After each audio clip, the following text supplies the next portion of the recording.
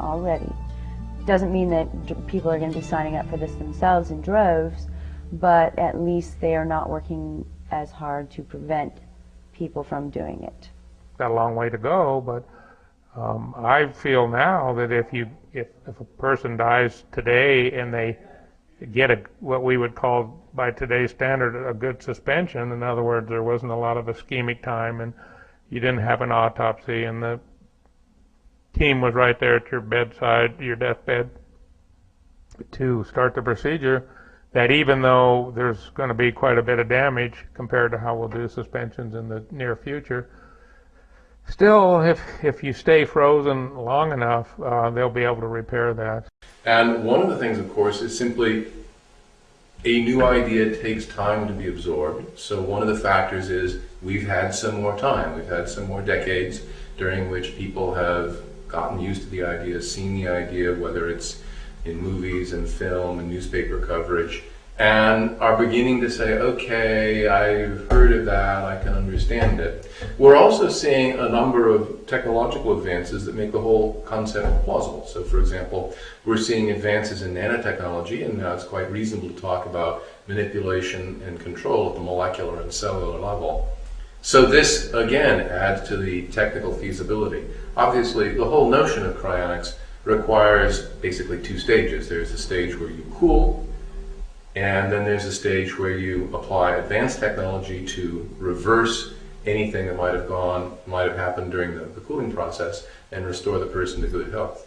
Historically, cryonics began in 1962 with the publication of The Prospect of Immortality by Robert Ettinger, founder and the first president of the Cryonics Institute in Michigan. The Cryonics Institute was founded in 1976, and for many years it grew very slowly. And our first patient was my mother in 1977, and our second patient was my first wife, in 1978. And then after that, for quite a few years, didn't have any patients. Now we have 68, and half of those have come in the last 5 years. And of our members, I guess half have come in about the last 7 years, something like that. So obviously we have gained ground, and we're gaining it at an increasing rate.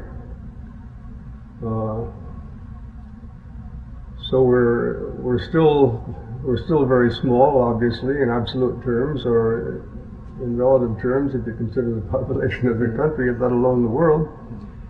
We're still very small, but then we're still growing only very slowly, but nevertheless the rate of growth is improving. And of course the wind is at our backs, because every year, almost every day, the advances in technology make our position more credible. And barring unforeseen calamities, the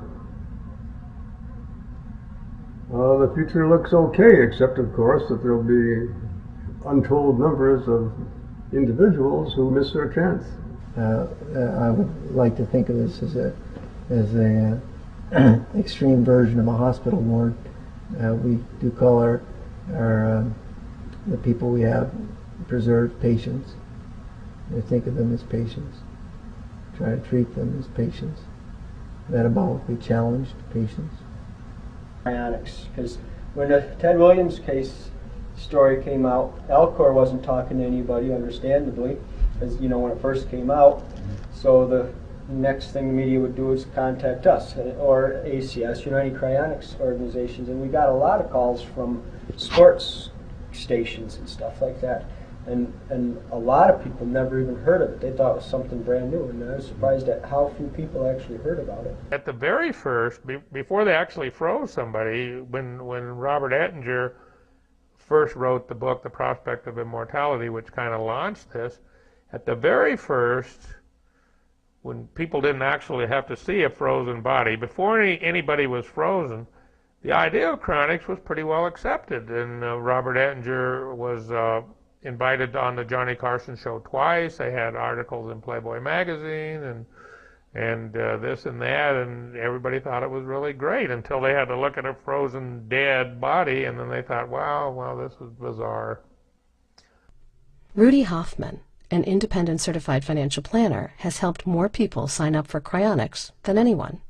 A reasonable backup, just like when we were, if those of us who are in information technology, if you're writing a long program or a long letter, a long document, imagine being 30 or 40 years in that document not hitting the save key.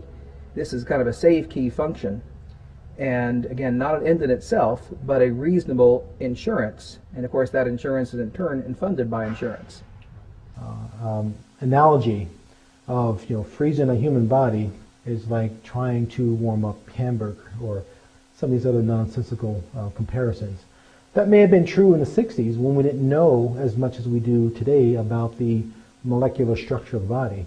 But today, with vitrification, that problem is largely eliminated.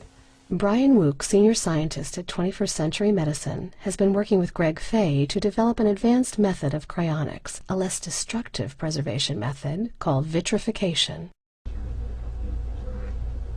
We do federally funded research in hypothermic preservation of hearts, preservation of kidneys, and cryothermic, that means very low temperature preservation of human corneas. And we also do research on cryogenic temperature preservation, kidneys, cartilage, and brain tissue for pharmaceutical research. In vitrification, chemicals are added to the tissues and the organs, which allow them to be cooled to virtually any temperature without ice formation, even hundreds of degrees below zero. We believe that this company's technology may very well be critical to successful deployment of bioartificial organs and engineered tissues that will be needed to treat an aging population, at least until such time as aging itself can be successfully and comprehensively treated in vivo. Contributor to Wired magazine and author of more than 40 fiction and nonfiction books, Charles Platt is the director of Suspended Animation, a company specializing in standby procedures for cryonics patients. We're not going to make any money doing this. There is no money to be made in cryonics. A very common misconception is that there must be a huge potential demand and a huge potential amount of money to be made.